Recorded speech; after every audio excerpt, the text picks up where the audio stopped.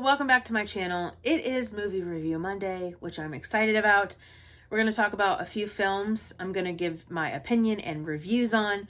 Then we have a movie haul, which I'm super excited for. So the first film I want to talk about is Companion. This is on HBO Max, available now, starring Sophie Thatcher as Iris, the companion robot, and Jack Quaid plays Josh, the jerk of a boyfriend. Now, the film starts out with Iris basically telling you how the film is going to end, which she kills her boyfriend. Never have been a real big fan of movies that tell you the ending. I mean, I like to just kind of wonder and think and be on the edge of my seat, but this film does not give you that feeling. So, Iris and Josh are invited by Josh's friend Kat to Kat's boyfriend's lake house, and his name is Sergey, I think he is. And he's a millionaire, so the lake house is absolutely beautiful, whatever. So they arrive. Iris is, worried and kind of, she's almost like a stick in the mud, that expression where she's a little dull. She's a little too needy and wanting to be around just Josh. So he tells her to just try to act happy and, enjoy the time at the lake house. Well, she goes down to a private beach and Sergey shows up and tries to attack her. And she kills him. So she comes running up to the lake house, screaming and, covered in blood, and, oh, Josh, I don't know. I was defending myself, and she has this knife that mysteriously showed up in her pocket. And she's panicking, and then all of a sudden, Josh says, "Go to sleep, Iris." And her eyes turn white, and she shuts down. She's a robot. Well, he ties her up, and come to find out that he has programmed Iris to kill Sergey. I don't know if I'm pronouncing that right. To kill Sergey because they want to steal his money that is in a safe in his bedroom. So Josh, of course, ties Iris up. He boots her back up. She doesn't believe him when he tells her that she's a robot, and then all of a sudden everything comes flooding back, and so now she is aware that she's a robot. She escapes. They kidnap her again. Blah blah blah, and of course the ending is she kills Josh. Now, I did like a few aspects of the film. I did like Iris. I thought Sophie Thatcher played the character very well.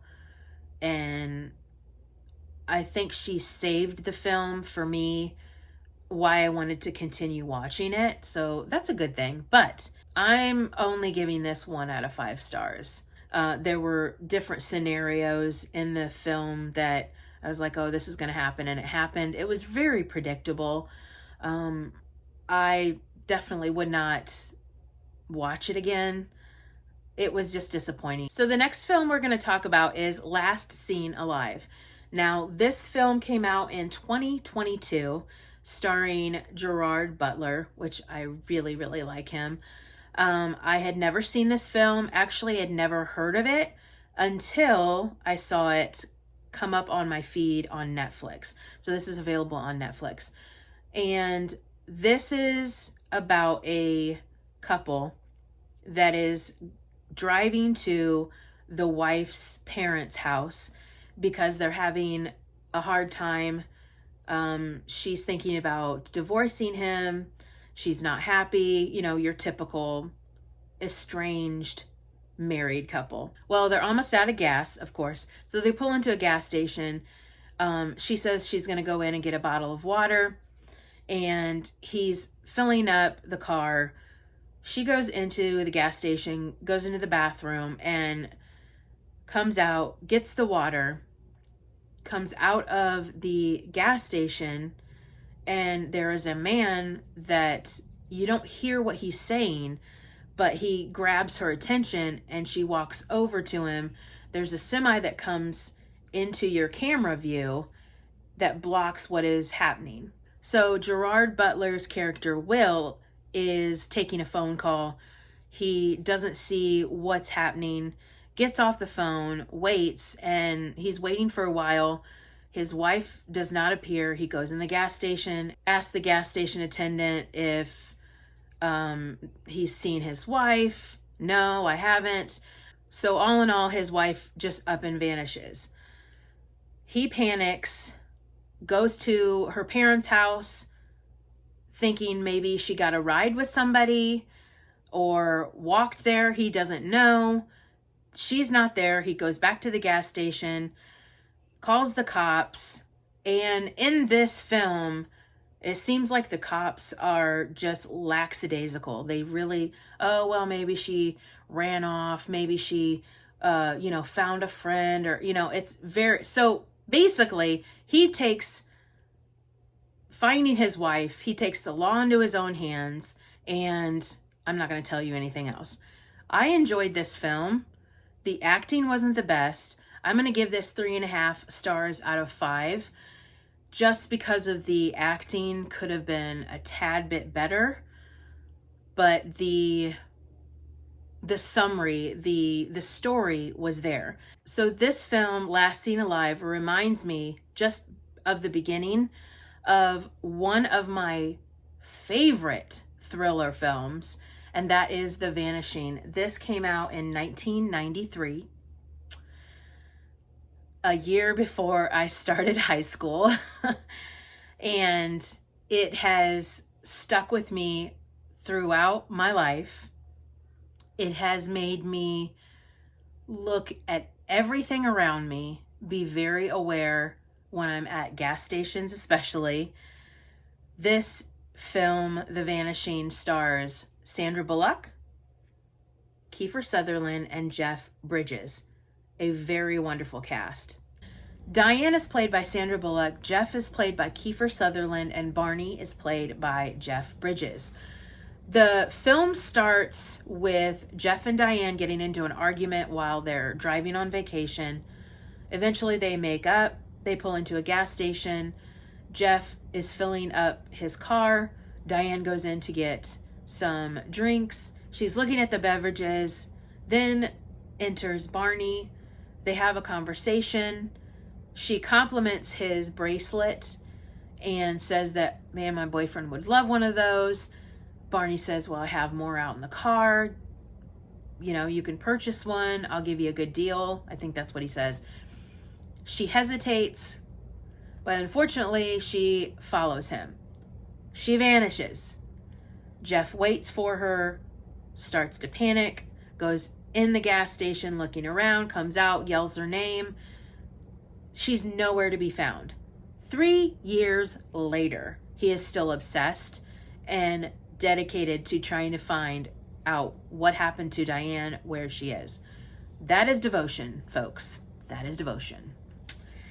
And so one night he pulls into a diner, very tired, meets Rita, the waitress, talks about Diane, shows the missing flyer. Rita feels sorry for him, and they just continue to talk. 1 year later, they're a couple. They just moved into an apartment in Seattle, and Jeff is kind of living a double life where he has this great girlfriend now, and they seemingly have a great life. He's a writer, and the second part of him is lying to Rita, telling her that he's in the Army Reserves. He has his whole suit, and instead of going to work, he's going to a motel room that he has plastered the walls with Diane's face, all the information that he's ever had, tips, everything like that. Well, Rita discovers this, and she gives him an ultimatum. He says, okay, I choose you. He's trying to be a good guy. I think he's a very good guy in this film. It's just he's really torn. Like, how would you feel if the love of your life just up and vanished? Jeff is fighting two worlds, basically. All of a sudden, he gets this letter. And it says, I know what happened to Diane. If you want to know, meet me at this restaurant. So Jeff is very, very intrigued, of course, which I would be too. He shows up at the restaurant. Rita finds the note in the apartment and shows up also. Now, Barney, the one that sent the note, the one that is the villain in this film, is watching Jeff at the restaurant and Jeff and Rita arguing back and forth. He doesn't make a move. She basically ends the relationship, goes back to the apartment, starts packing her things, and leaves an outgoing message on the answering machine, basically saying, oh, Jeff and I are no longer together. And she's very upset, which is understandable. Well, Jeff comes back to the apartment. Barney shows up and basically reveals that he is the one that took Diane. Well, Jeff starts beating the holy crap out of Barney. And midway through the beating, Barney says, do you want to know what happened to Diane? You're going to have to trust me, and you're going to have to go through what she went through. Jeff agrees, gets in the car with Barney. They go to the same gas station where Diane vanished. Barney pours a cup of coffee, which is drugged. He says, drink this coffee and you'll know what happened to her. Oh my gosh, what would you do? I want to tell you so bad how this ends, but I'm going to end it there. This film is a 5 out of 5 stars for me. The cast in itself is wonderful, but the story is heartbreaking. It is frustrating, and it's creepy. So I do have a little bit of bad news. This film is not streaming anywhere. I do not know why. If you can get your hands on the film, I highly, highly recommend it. So now we are going to get into a movie haul. This is the ending of the video. These films I purchased at Bright Light Books. Once again, we went there and kind of went a little overboard, but let's start. Mom watched this last night. She was interested in this one. This is Cold Blood. She said it was fairly decent, but probably not up my alley, so I'm going to trust her. Next we have, she watched this last night. She said it wasn't her favorite, and she said it was strange. This is Strangerland with Nicole Kidman. It's got a slipcover, so I may watch this, but she said it wasn't her cup of tea. Next is my all-time favorite Sylvester Stallone film. Finally found it on Blu-ray. It is Over the Top, and it has my all-time favorite song in the soundtrack, Meet Me Halfway by Kenny Loggins. I love this film. I love this film. I love it. Yeah. Next is a movie we got rid of. Now we have it back on Blu-ray, the original Twister. This film is wonderful. All right, so I recently watched all 3 of these films and really, really enjoyed them. So we got the first and second of The Equalizer, and we're waiting on the third in Blu-ray. Next is one of Mom's favorite franchises. It is the Expendables 1, 2, and 3, and we're waiting on the fourth one. In all honesty, I love Sylvester Stallone, but I have not seen these fully. Like, I've watched snippets of them, but I haven't seen all of them in their entirety, so that is my goal. Next is a franchise we got rid of, but now we have it again. This is a different cover, which I really, really like. This is the Lethal Weapon franchise, the complete collection. Danny Glover and Mel Gibson are probably one of my top favorite duos in films. They're fantastic. Just, they play off each other so well. And this is a mix of action and comedy. Fantastic. All right, next, I told Mom that I wanted to start watching from the beginning all of Mission Impossible films. This is the 5-movie collection on Blu-ray. So I'm excited to watch that. I do love Tom Cruise. I think he is a phenomenal actor. So I'm really excited to start watching these. These two are some of Mom's favorite films. And that is Red 1 and Red 2. I think I saw the first one and enjoyed it, so I may have to watch the first and then the second one. Next is, of course, Sylvester Stallone, Rambo, the complete collector set. This is all 4 Rambo films. First Blood, Rambo 2, Rambo 3, and Rambo. Does that make sense? If you're a Rambo fan, you know. And I love the cover. Then I had to get this one, which completes the collection. This is Rambo Last Blood. This is one of my favorites. Next, I got Stir of Echoes. This is a very haunting film. Kevin Bacon is phenomenal in this. Last but not least, one of Mom's favorite actors is Liam Neeson. And we got Taken, the 3-movie collection. So that is it, my movie reviews and my movie haul. I hope you enjoyed this video. Tomorrow is Page Turner Tuesday, where I talk about everything involving books. So I will see you guys tomorrow. If you like this video, click that like button. If you are not a miracle and want to be, click that subscribe button. Watch a miracle happen. Love you guys so much. Bye.